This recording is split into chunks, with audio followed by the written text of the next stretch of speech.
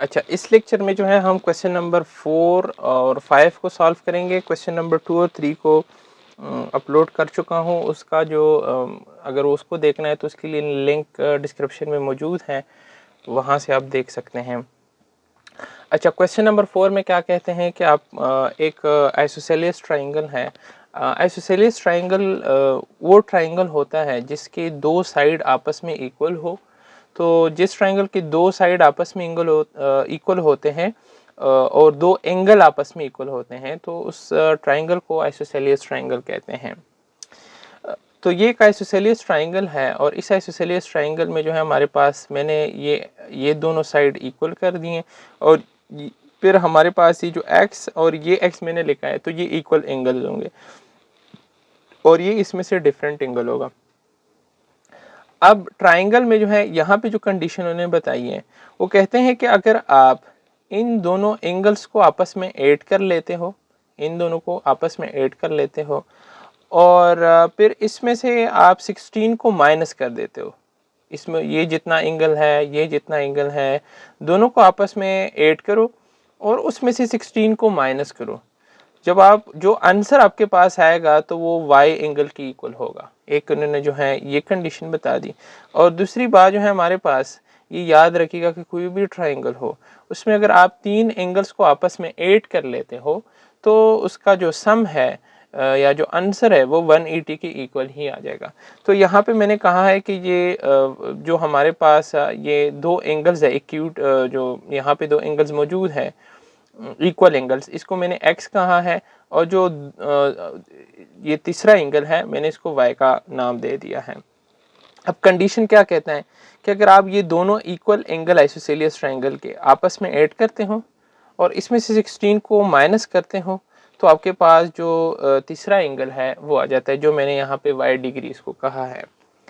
तो क्या है, x प्लस एक्स में से आता है 2x माइनस 16 इज इक्वल टू वाई। ये 16 को जो है हम y की जगह यानी इक्वेशन इक्वलिटी के साइन दूसरे साइड लेके जाएंगे और y को जो है 2x की तरफ लेके जाएंगे। तो y यहाँ पे पॉजिटिव है, यहाँ 2x के साथ लिखेंगे तो नेगेटिव में लिखेंगे और माइनस 16 यहाँ पे ये नेगेटिव है 16, अगर हमने इक्वलिटी की दूसरी साइड लिखना है तो पॉजिटिव लिखना है। तो ये एक इक्वेशन बन गया 2x minus Y is equal to 16 और ये इसको मैंने नाम दिया, ये इक्वेशन 1 है। फिर मैंने यहाँ पे लिखा है कि sum of all angles in triangle is 180।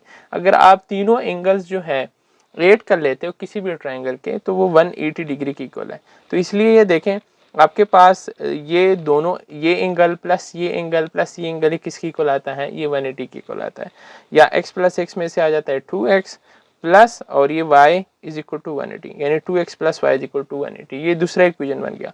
अब आपके पास सिस्टम ऑफ लीनियर इक्वेशन बन गया। एक ये इक्वेशन है, एक ये इक्वेशन है। 2x minus Y is equal to 16 एक इक्वेशन बना और 2x plus Y is equal to 180 दूसरा इक्वेशन बना।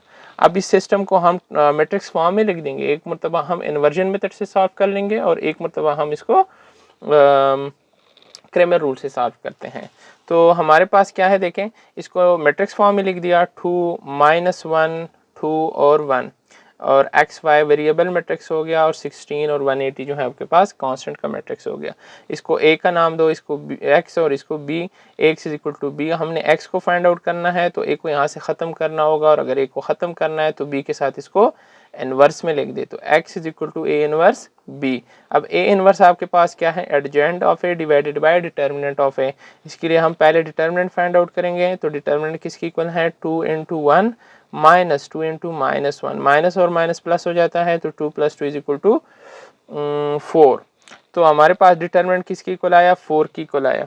अब एडजेंट को फाइंड आउट करें, यानी इन दोनों की जगह चेंज कर दो। यहाँ पे 1 आ जाएगा तो यहाँ पे 2, नेगेटिव 1 को पॉजिटिव लिख दो और नेगेटिव पॉजिटिव 2 को नेगेटिव 2 लिख दे तो 1 और 2 और ये जो है पास नेगेटिव 2 हो जाएगा और ये पॉजिटिव 1 हो जाएगा। अब इसको क्या फार्मूले में पुट करना है, तो एडजेंट की जगह ये मैट्रिक्स लिखो और डिटर्मिनेंट की जगह 4 लिख दे तो हमने इस हिसाब से हमने पुटिंग कर दी। अब हमारे पास इसको इस शक्ल में लिखना है या इसमें लिखना है, ये एक ही बात है। दोनों में आपने क्या करना है, इस 4 को जो है ईच एंट्री के नीचे डिवाइड करना होता है। इसी तरह लिख लें या इसी तरह लिख लें। तो ये हमारे पास इनवर्स फाइंड आउट हो गया। इनवर्स फाइंड आउट होने के बाद हम इस फार्मूले में पुट कर देंगे। इस फार्मूले में एक्स को मालूम करने के लिए दो चीज़ें चाहिए थी, ए इनवर्स और बी।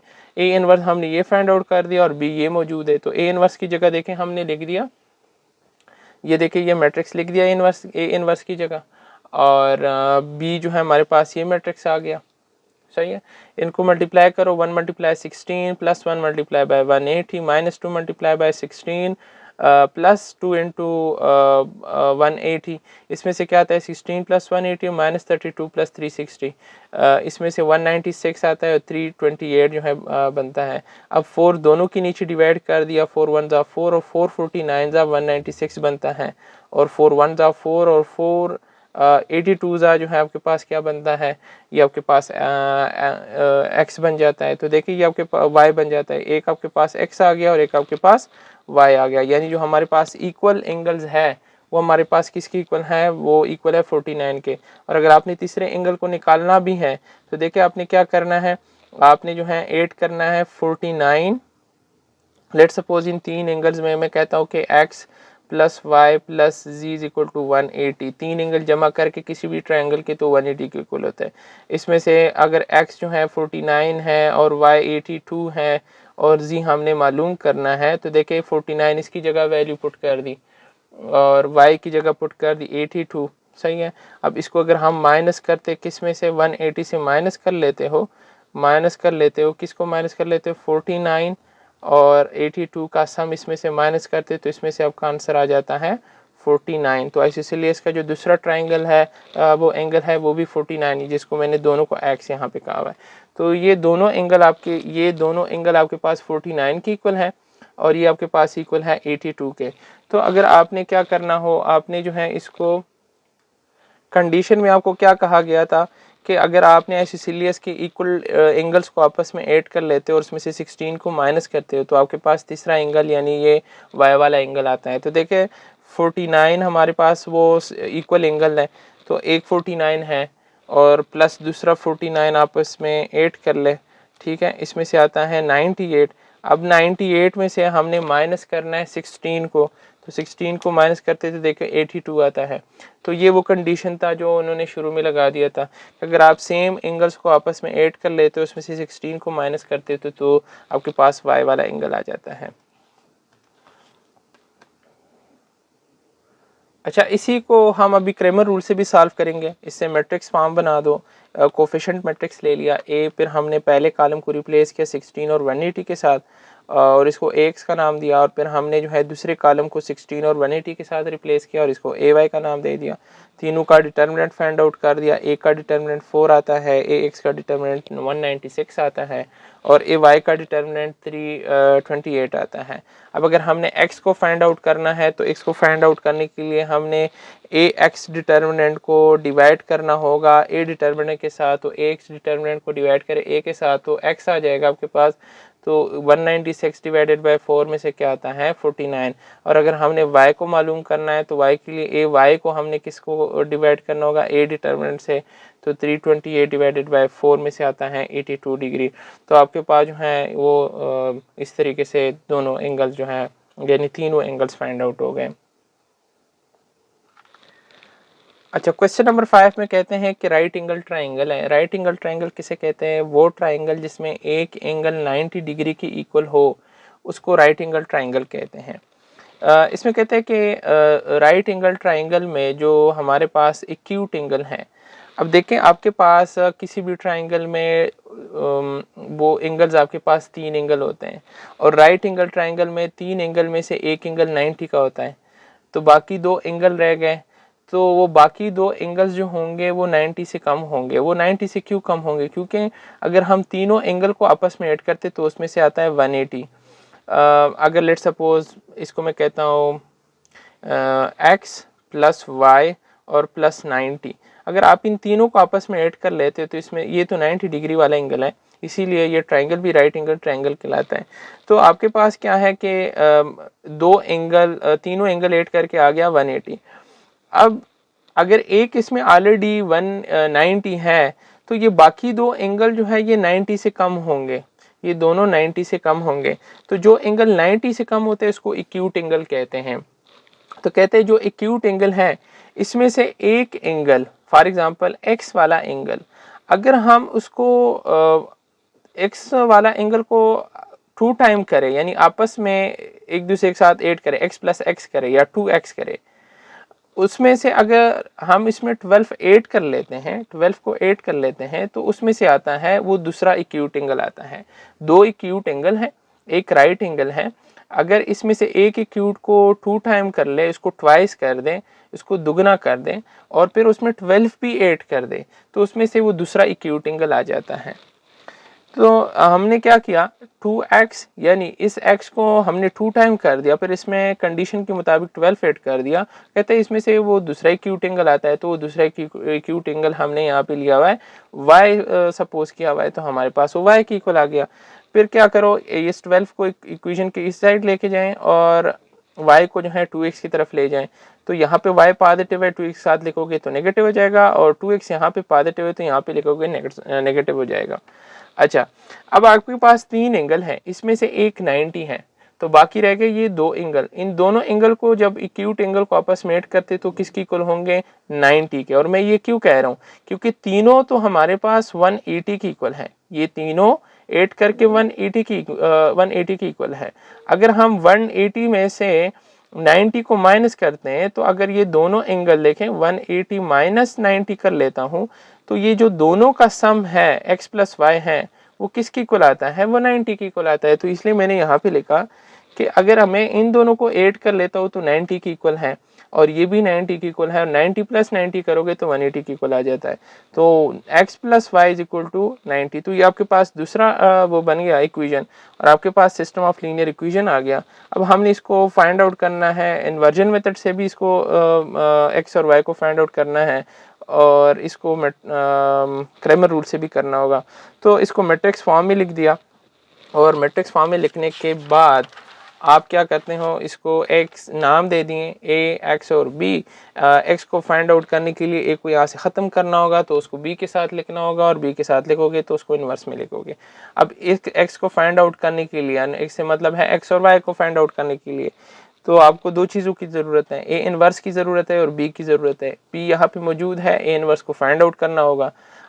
ए इनवर्स को फाइंड आउट कैसे करते हैं, इस ए मैट्रिक्स का एडजॉइंट भी करेंगे और डिटर्मिनेंट भी करेंगे, और इस फार्मूले में पुट करेंगे। पहले डिटर्मिनेंट करो तो डिटर्मिनेंट में 2 multiply by 1 minus 1 multiply by -1 करें तो आपके पास डिटर्मिनेंट इक्वल आता है 3 के। अब आपने क्या करना है, एडजॉइंट फाइंड आउट करना है, तो इन दोनों का आपस में जगह चेंज कर दो, 1 को 2 के साथ और जगह चेंज कर दिए, और -1 को +1 लिख दिया और +1 को नेगेटिव लिख दिया, और ये हमारे पास आ गया एडजॉइंट। अब एडजॉइंट को हमने डिवाइड करना है डिटर्मिनेंट के साथ, जो हमारे पास यहाँ पे 3 आया है।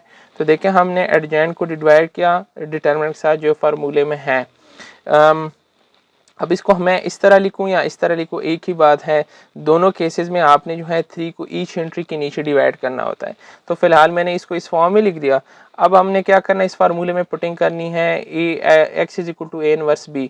तो इस a इनवर्स की जगह ये मैं पूरा ये वाला मैट्रिक्स लिख दूंगा, ए इनवर्स की जगह ये पूरा मैट्रिक्स लिख दूंगा, और बी की जगह ये वाला मैट्रिक्स लिख दूंगा। तो देखिए ये ए इनवर्स की जगह मैंने ये वाला मैट्रिक्स लिख दिया, ये पूरा मैट्रिक्स ए इनवर्स की जगह लिख दिया, और बी की जगह जो है हमारे पास ये मैट्रिक्स आ गया, तो x is equal to A inverse B हो जाएगा। अब इन दोनों को आपस में मल्टीप्लाई करो, 1 को 12 के साथ मल्टीप्लाई किया, 1 को 90 के साथ मल्टीप्लाई किया, -1 को 12 के साथ कर दिया, -12 के साथ, और 2 को 90 के साथ कर दिया। इसमें से क्या आता है, -12 प्लस 90, और इसमें से आता है +12 प्लस 180, और इसमें से आ जाएगा 78, और इसमें से क्या आ जाएगा हमारे पास, इसमें से आ जाएगा 192। अच्छा, अब इस 3 को इसके नीचे भी डिवाइड करेंगे और 3 को इसके नीचे भी डिवाइड करेंगे। दोनों के नीचे डिवाइड करो तो 26 डिवाइडेड बाय 3 करोगे तो आपके पास आता है 78 डिवाइडेड बाय 3 करोगे तो उसमें से 26 आता है, और 192 डिवाइडेड बाय 3 करोगे तो उसमें से 64 आता है। तो हमारे पास ये दो हमारे पास क्या बन गए, वो एंगल्स बन गए। तो कंडीशन मैंने क्या कहा था कि इसमें से अगर एक एंगल को देखें, अगर आप x को 2 टाइम कर लेते हो, हम x को 2 टाइम कर लेते हैं, आपस में ऐड कर लेते हैं, ट्वाइस कर लेते हैं, 26 को हम 2 टाइम कर लेते हैं, ठीक है। इसमें से क्या आ गया हमारे पास, इसमें से आ गया 52, और फिर कहते हैं कि इसमें 12 भी ऐड कर दे, इसमें 12 भी ऐड कर दे, तो आंसर में हम 12 ऐड करते हैं तो उसमें से y वाला एंगल आ जाता है जो 64 है। तो x को अगर आप ट्वाइस करते हो और फिर इसमें 12 ऐड कर लेते हो तो इसमें से ये y वाला एंगल बन जाता है। अच्छा, अब हमारे पास इसको इसी क्वेश्चन को हम क्रैमर रूल से भी करेंगे, और क्रैमर रूल से आपने कोफिशिएंट मैट्रिक्स बना दिया, इसको a का नाम दिया, फिर पहले कॉलम को रिप्लेस किया -12 और 90 के साथ, और इसको x नाम दे दिया, और फिर y के लिए हमने दूसरे कॉलम को रिप्लेस किया, -1 और 1 को रिप्लेस किया किसके साथ, -12 और 90 के साथ। अब तीनों का डिटर्मिनेंट फाइंड आउट कर दिया, a का डिटर्मिनेंट 3 की इक्वल आता है, x का डिटर्मिनेंट करोगे तो 78 की इक्वल आता है, और ay का डिटर्मिनेंट करोगे तो 192 की इक्वल आता है। अब आपने क्या करना है, ax के डिटर्मिनेंट को आपने डिवाइड करना है किसके साथ, a डिटर्मिनेंट के साथ, तो आपके पास x की वैल्यू आ जाएगी। तो x को फाइंड आउट करने के लिए हमने क्या किया, ax डिटर्मिनेंट को डिवाइड किया a डिटर्मिनेंट के साथ, तो 78 डिवाइडेड बाय 3 में से आता है 26। इसी तरीके से आपने क्या किया, y के वैल्यू को निकालने के लिए हमने y की डिटर्मिनेंट को डिवाइड किया a डिटर्मिनेंट के साथ, तो 192 divided by 3 is equal to 64। तो एक आंसर आपके पास 26 डिग्री आ गया और एक आंसर आपके पास 64 डिग्री आ गया। उम्मीद है समझ आई भी होगी। कोई भी कंफ्यूजन हो, कोई सवाल हो तो कमेंट सेक्शन में पूछ सकते हैं।